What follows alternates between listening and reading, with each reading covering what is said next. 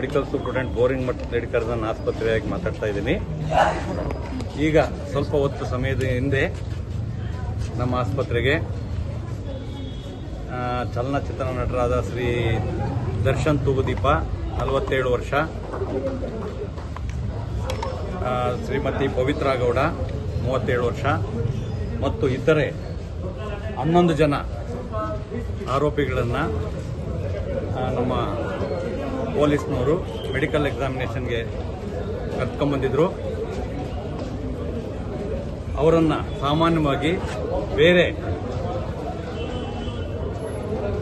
ರೋಗಿಗಳಂತೆ ಆರೋಪಿಗಳಿಗೆ ಏನು ನಾವು ಮೆಡಿಕಲ್ ಎಕ್ಸಾಮಿನೇಷನ್ ಮಾಡ್ತೀವಿ MLC ಕೇಸಸ್ಸಲ್ಲಿ ಕ್ರಮಬದ್ಧವಾಗಿ ಎಲ್ಲ ರೀತಿಯ ಚಿಕಿತ್ಸೆಯನ್ನು ಮಾಡಿದ್ದೀವಿ. ಅವ್ರಿಗೆ ಜನರಲ್ ಮೆಡಿಕಲ್ ಎಕ್ಸಾಮಿನೇಷನ್ ಆಗಿರ್ಬೋದು, BP ಆಗಿರ್ಬೋದು, ಶುಗರು, ECG, ಎಸೆನ್ಷಿಯಲ್ ಇಮ್ಮಿಡಿಯೇಟ್ ಆಗಿ ಏನು ಬೇಕದು ಎಸೆನ್ಷಿಯಲ್ ಟೆಸ್ಟ್ನೆಲ್ಲ ನಾವು ಮಾಡಿದ್ದೀವಿ. ದರ್ಶನ್ ಅವರು ತುಂಬ ಆರೋಗ್ಯವಾಗಿದ್ದಾರೆ, ಸ್ಟೇಬಲ್ ಇದ್ದಾರೆ.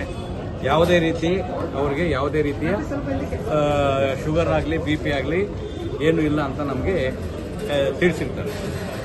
ಅದೇ ರೀತಿ ಪವಿತ್ರ ಗೌಡವ್ರಿಗೂ ಅವ್ರನ್ನೂ ಆರೋಗ್ಯ ಸ್ಥಿತಿ ಸ್ಟೇಬಲ್ ಇದೆ. ಯಾವುದೇ ರೀತಿಯ ಅವ್ರಿಗೆ ರೋಗಗಳ ಬಗ್ಗೆ ಅವರು ನಮಗೆ ಏನು ಇನ್ಫಾರ್ಮೇಷನ್ ಕೊಟ್ಟಿಲ್ಲ. ನಮ್ಮ ECG, BP, ಶುಗರ್, ಆಮೇಲೆ ಎಕ್ಸಾಮಿನೇಷನ್, ಹಾರ್ಟ್ ರೇಟ್ ಎಲ್ಲ everything we have done properly. ನಮ್ಮ ಕೊಲೀಗ್ಸ್ ಆಗಿರ್ತಕ್ಕಂಥ physicians, surgeons, radiologist, echo technician, ECG technicians everybody and all our supportive staff ಎಲ್ಲರೂ ಅವ್ರನ್ನ ಭಾಳ ನೀಟಾಗಿ ಪರೀಕ್ಷೆ ಮಾಡಿದ್ದೀವಿ. ಯಾರೊಬ್ಬರಿಗೂ ತೀವ್ರಕರವಾದ ಕಾಯಿಲೆಗಳಾಗಲಿ ಯಾವುದೇ ರೀತಿ ಇಲ್ಲ. ಅವರ ಆರೋಗ್ಯ ಸ್ಥಿತಿ ಎಲ್ಲರದ್ದು ಸುಮಾರು 13 ಜನದ್ದು ಆರೋಗ್ಯ ಸ್ಥಿತಿ ಸ್ಥಿರವಾಗಿರುತ್ತೆ ಅಂತ ಹೇಳೋದಕ್ಕೆ ಬಯಸ್ತೀನಿ.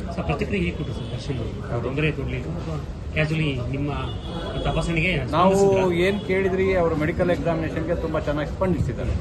ಯಾರೊಬ್ಬರು ನಮಗೆ ಸ್ಪಂದನೆ ಮಾಡದೇ ಇಲ್ಲ, ಚೆನ್ನಾಗಿ ಸ್ಪಂದನೆ ಮಾಡಿದ್ದಾರೆ. ಸರ್, ದರ್ಶನ್ ಅವರು 2 ಕಡೆ ನಡೀತಾ ಅಲ್ಲೂ ಬೇರೆ ಕಡೆಯಿಂದ ಕೂಡ ಕರ್ತಂದ್ರು? ಇಲ್ಲ, ನಮ್ಮಲ್ಲಿ ಯಾವುದೇ medical examination first casualty medical officer ಅಂತ ಇರ್ತಾರೆ. ಕ್ಯಾಶುಯಾಲಿಟಿ ಮೆಡಿಕಲ್ ಆಫೀಸರು MLC ರಿಜಿಸ್ಟ್ರಲ್ಲಿ ಪ್ರತಿಯೊಬ್ಬರನ್ನು ಎಂಟ್ರಿ ಮಾಡಬೇಕಾಗುತ್ತೆ. ಆ ನಂತರ ಅವ್ರಿಗೆ ಯಾವ ಆರೋಗ್ಯಕ್ಕೆ ಯಾವ ಸಂಬಂಧಪಟ್ಟ ಕಾಯಿಲೆ ಇದೆಯೋ ಅದರ ಪ್ರಕಾರ ಫಿಸಿಷಿಯನ್ನು, ಸರ್ಜನ್ನು ಪ್ರತಿಯೊಬ್ಬರನ್ನು ಪರೀಕ್ಷೆ ಮಾಡಬೇಕಾಗ್ತದೆ. ಅದರಂತೆ ಎಲ್ಲರೂ ಪರೀಕ್ಷೆ ಮಾಡಿದ್ದಾರೆ. ಅವರ ಆರೋಗ್ಯ ಸ್ಥಿತಿ ಸ್ಥಿರವಾಗಿದೆ. ಸರ್, ನಿಮ್ಮದೇ ಆದಂಥ ಇನ್ನೊಂದು ಕಟ್ಟಡದಿಂದ ದರ್ಶನ ಕರ್ಕೊಂಡು ಹೋಗಿದ್ದು ಸರ್, ಅಲ್ಲಿಗೆ ಏನು ಕರ್ಕೊಂಡು ಹೋಗಿದ್ದು? ನಮ್ಮದೇ ಆದಂಥ ಕಟ್ಟಡಕ್ಕೆ ಕರ್ಕೊಂಡು ಹೋಗಿರೋದು ನನಗೆ ಗೊತ್ತಿಲ್ಲ. ಮೋಸ್ಟ್ಲಿ ಬೈ ರೂಟ್ ಮಿಸ್ ಆಗಿರ್ಬೋದು, ಅಥವಾ ಈ ಕ್ರೌಡ್ ಇದರಿಂದ ತಗೊಂಡೋಗಿರ್ಬೋದು. ಅಲ್ಲಮ್ಮ, ಅದು ನನಗೆ ಗೊತ್ತಿಲ್ಲ. ನಾನು ಆಸ್ಪತ್ರೆಯಲ್ಲಿ ಒಳಗಡೆ ಬಿಸಿ ಇದ್ದಿದ್ದರಿಂದ ಅವ್ರು ಯಾವ ರೀತಿ ಬಂದ್ರು ಅನ್ನೋದ್ರ ಬಗ್ಗೆ ನನಗೆ ಮಾಹಿತಿ ಇಲ್ಲ. ನಮಗೆ ಆಸ್ಪತ್ರೆಯಲ್ಲಿ ಒಳಗಡೆ ಬಂದ್ರೆ ನಾವು ಪರೀಕ್ಷೆ ಮಾಡಿದ್ದೀವಿ. Thank you.